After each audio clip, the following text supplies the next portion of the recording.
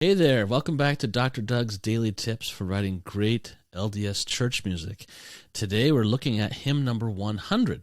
In this series, I pick a hymn or a primary song every day and look for one little gem of composer knowledge to share with you so that you can improve your church music, whether you're writing primary songs or hymns or hymn arrangements. Okay?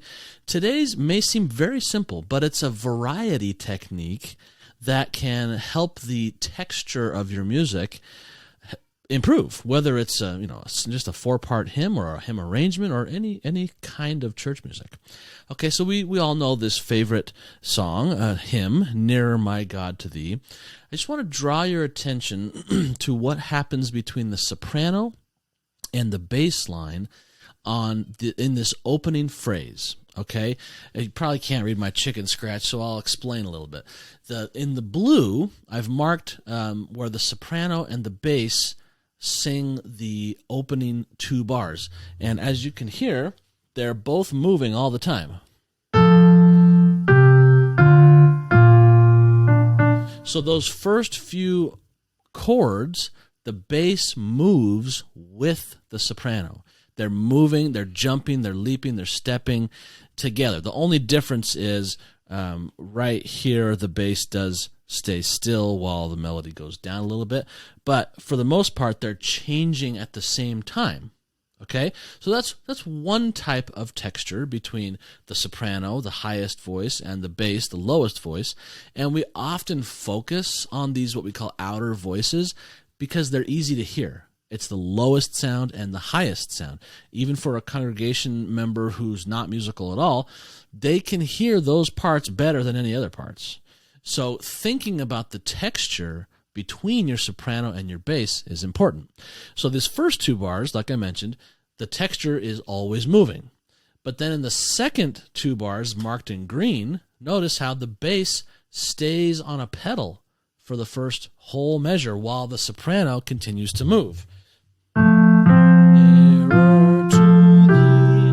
Right, the bass, da, da, da, da. So the bass starts in the first two bars by moving, da, dee, da, dum, and then it stays, da, da, da, dum. Of course, it leaps there in the last one, but this texture is a nice, subtle little change, a subtle little variation in motion, where at first the bass moves for a measure and then stays still for a measure, and then stays still for a measure on the third measure and then leaps on the fourth measure.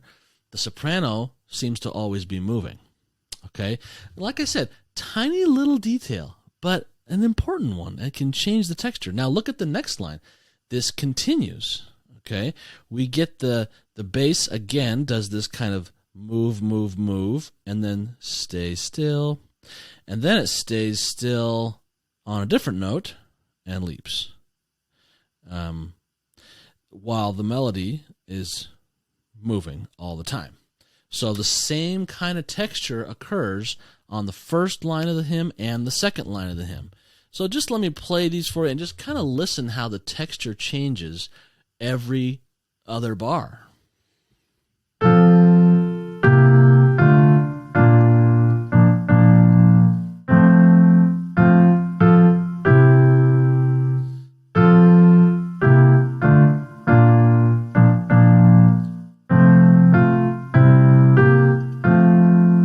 Okay, so the difference between steady pedal motion, meaning we keep repeating the same note, versus motion, leaping and stepping, again, subtle difference, but really does kind of change the texture. Now, how do you choose which one to do? Well, there's probably a lot of ways to make that decision. What I like to think about is, what is the drama of this particular piece of music? Now I'm an opera composer, so I often think in drama, but really the purpose of music in church is to help get the gospel deeper into our hearts. And we do this in many ways in church, but it seems like just about every way we teach the gospel involves story. Jesus' parables, stories from the scriptures, stories from our lives, and so on and so on. So our music can help with our storytelling. And you can think about the text. Okay, nearer my God to thee. It's like, oh, I want to get nearer to you. I may need to travel to get there. So that may change my musical decisions. And then it repeats the text with an exclamation point, nearer to thee, almost like I gotta get there. So in a way, you could look at this and say, oh, the first two bars is like us on the move trying to get there. And then the yearning to stay there happens in the second two bars, nearer to thee, with the bass keeping the same note, right? You may interpret this differently. It's a very personal kind of interpretation, but when you're writing music, it's really important to think about these kind of things. Like, what is the text telling me about a story? Or how do I want to portray this particular text with a certain kind of story? Because you can portray the exact same text that somebody else portrayed in a totally different story. Okay, and one of the ways, which is the whole tip of the day today, is by thinking about the subtleties of, are your top voice and your bottom voice moving together some of the time, and then other times one voice stays the same while the other voice moves. Okay, that's a device you can use to paint a picture.